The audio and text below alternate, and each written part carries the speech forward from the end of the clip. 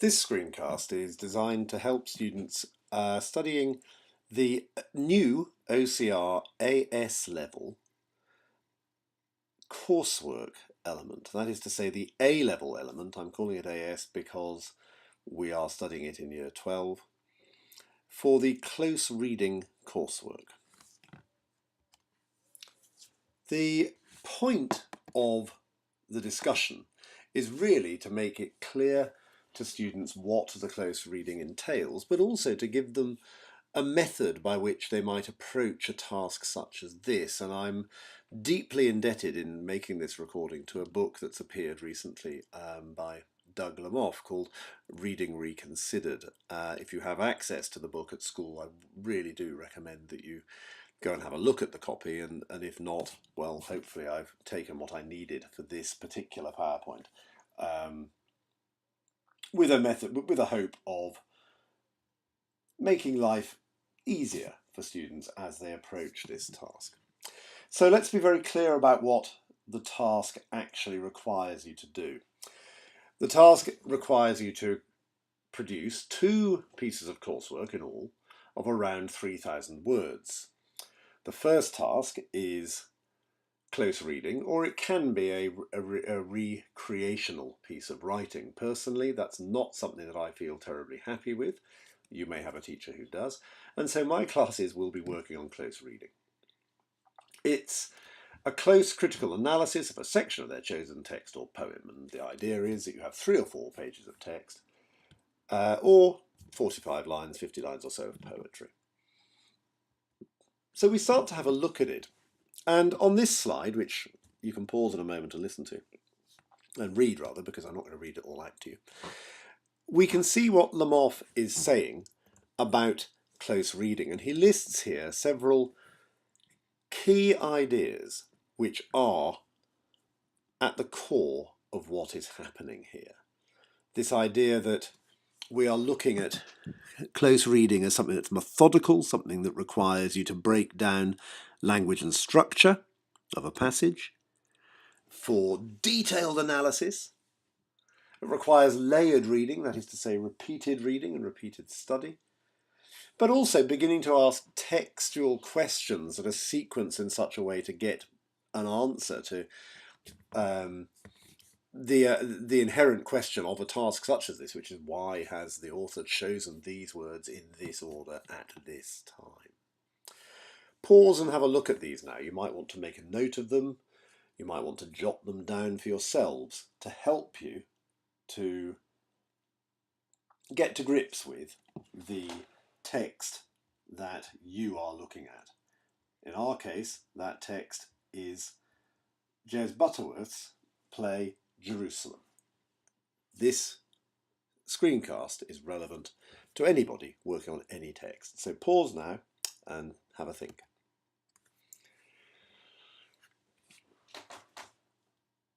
Now, when I ask students to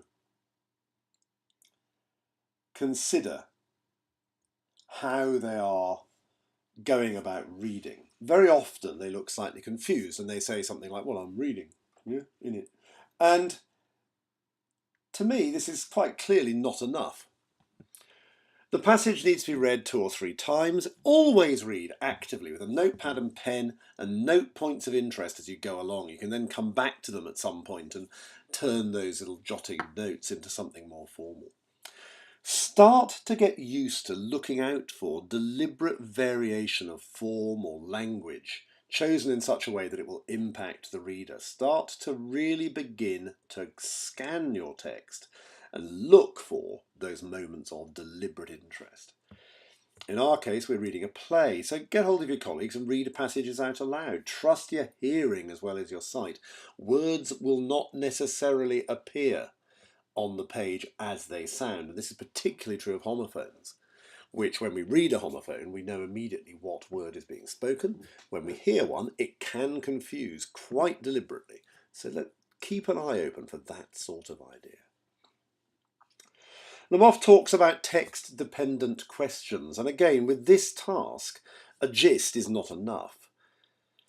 One of the games that he suggests you play, and I really like this idea, is that when there is a longer speech in this section, try paraphrasing it as a starting point to work out what's going on. And remember that paraphrase and summary are not the same thing.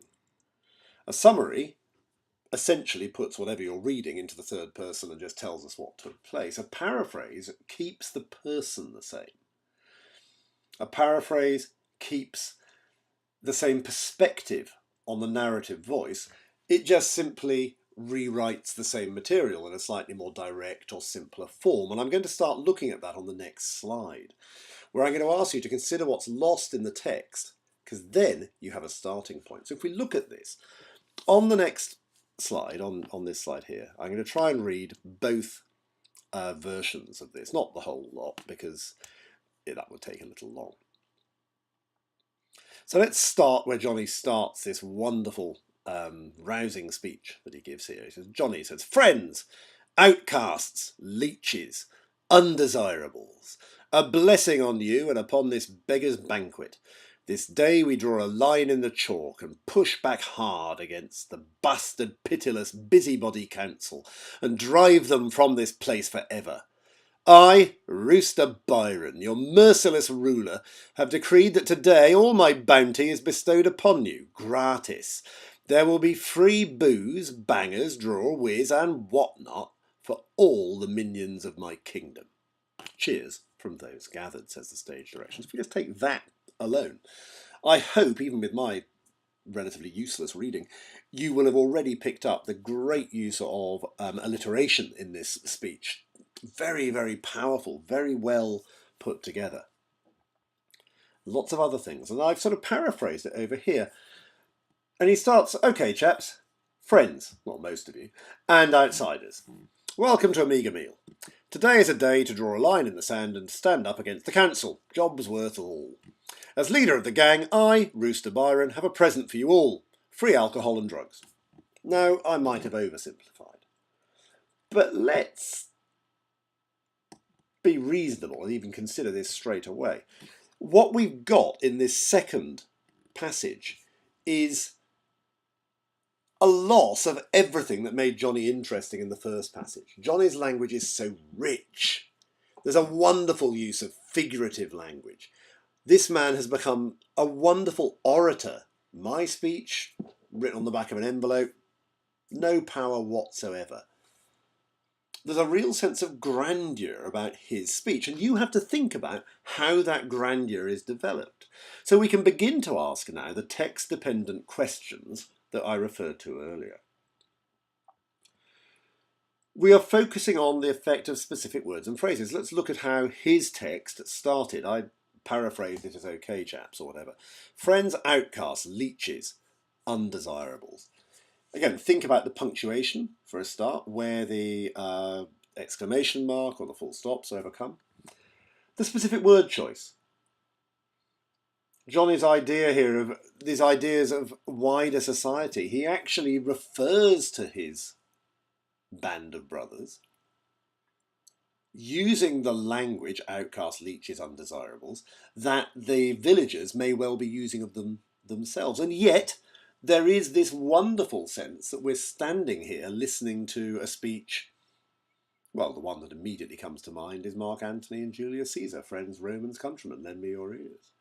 This placing of, whether it's a tricolon based on the punctuation or whether it's a list of 4 at the beginning, difficult to say.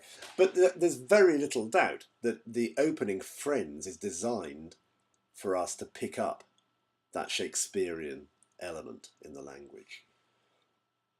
Later he refers to a line in the chalk. The conventional cliche is a line in the sand.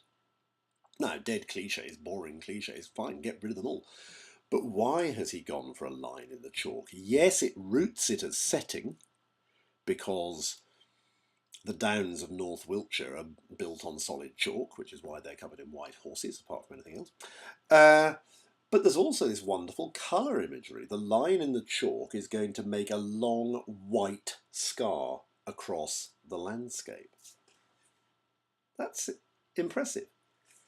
The use of alliteration for the bastard, pitiless, busybody council. These plosives flying out of his mouth. It's wonderfully poetic before you even start to consider what each of bastard, pitiless, busybody implies about the people that work for the council. And he then describes himself as their merciless ruler, and that's quite interesting. You need to think about that. It's almost a phrase out of sort of 1930s comic books, your merciless ruler. Sounds like something out of Buck Rogers. But, or Flash Gordon. But what is he getting at here? Why has he decided to call himself the merciless ruler? And then, as I say, and so on, why are they his minions? And the passage explodes from that. Once you've worked at this level, you can start thinking more clearly, asking yourself if you're sure what everything in here refers to, every pronoun. Make sure you know what every his, her, their refers to. Johnny is very, very clear in this sequence, but that isn't always the case. Make sure that where words have been used, you know what every word means in its usual context. It might be being used here for effect. Make sure you know how it is used in its usual context. Ask yourself questions about explanation. Make sure you understand what the impact of every word is, whether it perhaps alters the meaning of the sentence in which we find it. We then need to think about whether there's a key sentence or phrase that perhaps sums up the meaning of the scene we're looking at. We need to focus on whether there is a specific sentence structure being used to make a point, and what patterning we can detect. How does the patterning of words, there's sort of ideas of semantic fields and so on, or semantic filed, as I can see that I've typed, I apologise. Johnny uses this semantic field of criminality and negativity addressing his followers the whole time. We wonder what the effect of that is. They are meant to be